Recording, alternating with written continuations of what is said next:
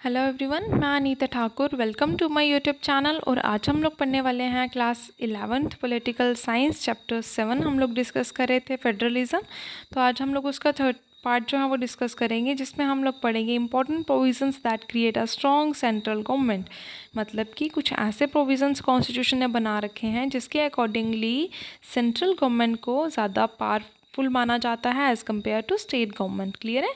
तो first of all यहाँ पर बताया गया है कि जैसा कि हमें पता है टेरिटोरियल इंटीग्रिटी के लिए, जो कि बहुत ज़रूरी है एक कंट्री के लिए, तो पार्लियामेंट को ज़्यादा पावरफुल बनाया गया है।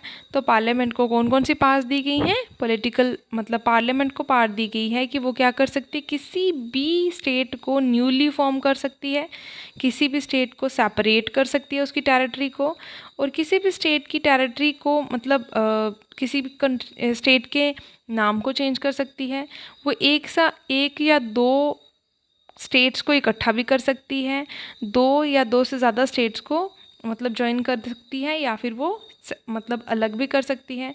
और सबसे बड़ी बात कि वो बाउंड्रीज़ को भी अल्टर कर सकती है। अल्टर इन द सेंस कि बाउंड्रीज़ को भी वो मतलब अलग ही एक वे प्रोवाइड कर सकती है, उनको चेंज कर सकती है, स्टेट के नाम चेंज कर सकती हैं। और कॉन्स्टिट्यूशन ने बताया गया है कि ये एक ऐसा वे है जिसके अकॉर्डिंगली हम लोग मतलब स्टेट लेजिस्लेचर को सिक्योर करने का एक तरीका है, जिससे हम लोग स्टेट लेजिस्लेचर को क्या कर पाएंगे, सेफ गार्ड कर पाएंगे। उनकी जो गलत फंक्शनिंग होगी उसके ऊपर हम लोग कहीं ना कहीं कंट्रोल कर पाएंगे। ठीक है?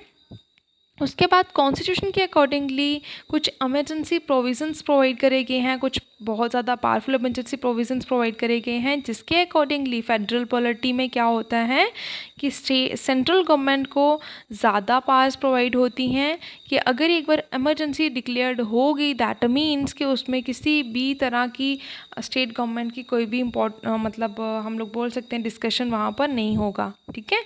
और अगर इमरजेंसी लगा दी जाती है तो जो पावर होगी वो टोटली सेंट्रलाइज्ड हो जाएगी। सिर्फ सेंट्रल गवर्नमेंट को रूल्स एंड रेगुलेशंस बनाने होंगे, कोई भी स्टेट गवर्नमेंट जो है वो वर्किंग में नहीं होगी।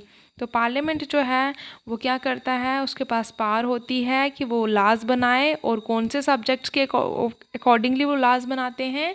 अलग अलग लिस्ट में जो सब्जेक्ट्स मेंशन करे गए हैं, लाइक अगर हम लोग बात करें यूनियन लिस्ट की, तो यूनियन लिस्ट में जैसे करेंसी है, डिफेंस रिलेटेड आइटम्स हैं, उनमें वो रूल्स एंड रेगुलेशंस फॉर्म कर सकता है, मतलब जुरिस्डिक्शंस फॉर्म कर सकता है। और उसी तरह से स्टेट को भी कुछ जुरिस्डिक्शंस दी गई हैं, कुछ सब्जेक्ट्स दिए गए हैं, जिनके अकॉर्डिंगली वो कुछ खुद के अपने रूल्स एंड रेगुलेशंस को फॉर्म कर सकता है। इवन अगर हम लोग बात करें नॉर्मल सर्कमस्टांसिस की, तो सेंट्रल गवर्नमेंट जो है वो ज़्यादा इफ़ेक्टिव होती है, उसके पास ज़्यादा फाइनेंशियल पावर्स होती हैं, और ओब्वियसली रिस्पॉन्सिबिलिटीज़ भी ज़्यादा ही होती हैं। तो अगर हम लोग फर्स्ट प्लेस की बात करें तो कुछ ऐसी आइटम्स जनरेट करी जाती हैं जिनके अकॉर्डिंगली रेवेन्यू कलेक्ट किया जाता है। ये एक ऐसा कंट्रोल होता है जिसमें सेंट्रल गवर्नमेंट के पास पूरा का पूरा कंट्रोल है कि वो किसी भी स्टेट गवर्नमेंट को कंट्रोल कर सकती है। तो सेंट्रल गवर्नमेंट जो है वो बहुत रेवेन्यूज़ के सोर्सेज हैं उसके पास, और स्टेट के पास अगर हम लोग बात करें स्पेशली लैंड रिसोर्सेज हैं, जिनसे वो क्या कर सकती हैं, अपने रेवेन्यू रिसोर्सेज को निकाल सकती हैं। तो स्टेट्स जो हैं वो हमेशा डिपेंड रहती हैं ग्रांट्स को लेके, फंड्स को लेके, कि हमें फाइनेंशियल असिस्टेंस जो है वो कहाँ से मिले, सेंट्रल गवर्नमेंट से मिले। देन सेकेंड पार्ट में ये बताया गया है इंडिया ने प्लानिंग इंस्ट्रूमेंट को यूज़ किया ताकि वो इकोनॉमिकली प्रोग्रेस कर सकें। तो उन्होंने बहुत ज़्यादा प्लान्स बनाना स्टार्ट करे। तो इंडिया का जो फर्स्ट 5 ईयर प्लान था वो 1951-1952 में स्टार्ट करा गया। ठीक है? देन उसके बाद यहाँ पर क्या बताया गया कि ये इंडिपेंडेंस के बाद से स्टार्ट करेगी उन्होंने कि हम लोग को इकोनॉमिकली प्रॉस्पर होना है। तो प्लानिंग जो थी उसमें ये दिखाया गया कि ये टोटली क्या है, सेंट्रलाइज्ड है, मतलब इसमें किसी भी स्टेट की कोई भी पार्टिसिपेशन नहीं है। जितने भी इकोनॉमिक डिसीजन मेकिंग होगी वो कौन लेगा जी, वो सेंट्रल गवर्नमेंट लेगी। और प्लानिंग कमीशन अपॉइंट किया जाता है जो किसके कंट्रोल में होता है, टोटली वो भी यूनियन गवर्नमेंट के कंट्रोल में होता है। और एक ऐसी मशीनरी है जो क्या करती है, कंट्रोल भी करती है और सुपरवाइज करती है, जितने भी रिसोर्सेज हैं उनको किस तरह से मैनेज करना है, कौन कौन से स्टेट से हमें कौन कौन से रिसोर्स प्रोवाइड हो सकता है और उनसे हमें क्या क्या प्रॉफिट अर्न होगा। तो जैसा कि यूनियन गवर्नमेंट जो है वो क्या कर सकती है, वो डिस्क्रिशनरी पावर्स का भी यूज़ कर सकती है। वो किसी भी तरह के ग्रांट्स और किसी भी तरह के लोन्स या फंड्स जो है वो स्टेट गवर्नमेंट को प्रोवाइड कर सकती है, जो भी स्टेट को नीडेड होंगे, जो भी उनको जिसकी भी ज़रूरत होगी। तो अगर हम लोग बात करें इकोनॉमिक रिसोर्सेज की डिस्ट्रीब्यूशन की, तो वो कहीं ना कहीं लूप साइडेड है, जो कि टोटली डिस्क्रिमिनेटरी है। यहाँ पर स्टेट्स के साथ बिल्कुल भी मतलब हम लोग बोल सकते हैं ज़्यादती नहीं करी जाती है। अपोजिशन पार्टीज़ जो हैं वो हमेशा एक ही चीज़ बोलती हैं कि स्टेट्स को सप्रेस करके रखा जाता है बाय द किसके द्वारा, सेंट्रल गवर्नमेंट के द्वारा। ठीक है, तो अभी आप लोगों ने तो इतना पढ़ लिया, बाद में जब आप स्टडी करोगे तो उसमें आप लोगों को पता चलेगा कि गवर्नर के पास भी कुछ पावर्स होती हैं, जिसमें कि वो क्या कर सकता है, किसी भी स्टेट गवर्नमेंट को डिसमिस करने की उसके पास पावर होती है। वो इवन वो असेंबली को भी रिजॉल्व करवा सकता है, मतलब डिज़ोल्व करवा सकता है। उसके बाद नॉर्मल सर्कमस्टांसिस में क्या होता है कि एक गवर्नर जो है उसके पास पार है कि वो क्या कर सकता है कि बिल को रिज़र्व रख सकता है, मतलब अपने पास उसको रख सकता है स्टेट लेजिस्लेचर के बिल को, ना कि सेंट्रल का जो भी बिल होगा उसको एक्ट बनाने के लिए पार्लियामेंट की ज़रूरत होगी। पार्लियामेंट की दोनों हाउसेस की simple majority, special majority, then उसके बाद असेंट ऑफ द प्रेसिडेंट की ज़रूरत होगी। तो जब तक स्टेट लेजिस्लेचर में, अगर तो स्टेट लेजिस्लेचर है तो वेल एंड डन, अगर नहीं है तो प्रेसिडेंट हर एक डिसीजन जो है वो मेक कर सकता है।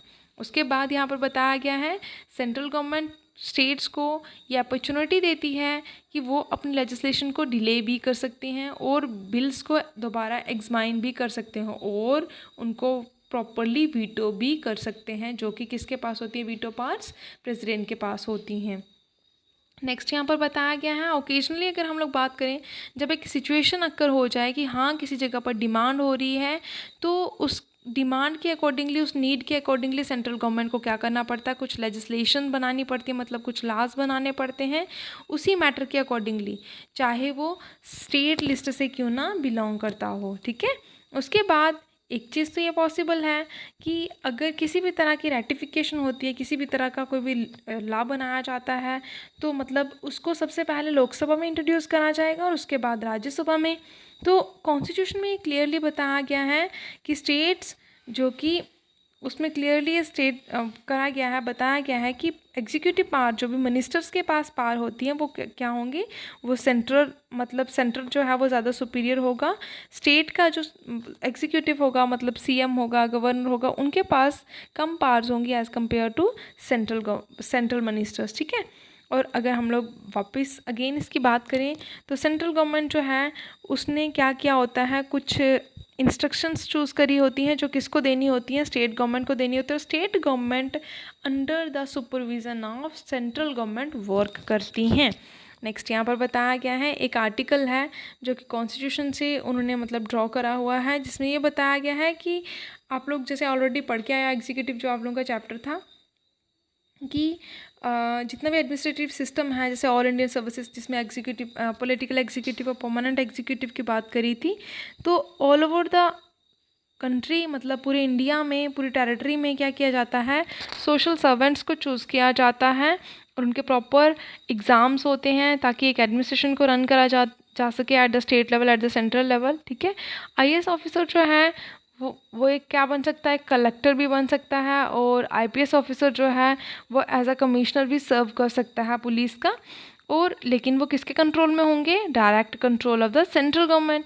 और इसमें क्या बताया गया है, स्टेट्स का इन ये जो परमानेंट एग्जीक्यूटिव होते हैं इनकी फंक्शनिंग में किसी भी तरह का कोई भी कंसर्न नहीं रहेगा, ना तो इन ऑफिसर्स को रिमूव कर सकती है स्टेट, ना कुछ। और आर्टिकल 33 और 34 में यह बताया गया है कि पार्लियामेंट क्या कर सकती है, किसी भी पर्सन को प्रोटेक्ट कर सकती है, उसकी सर्विस को प्रोटेक्ट कर सकती है, और स्पेशली कौन सी सर्विस, जो कि यूनियन लेवल की हो।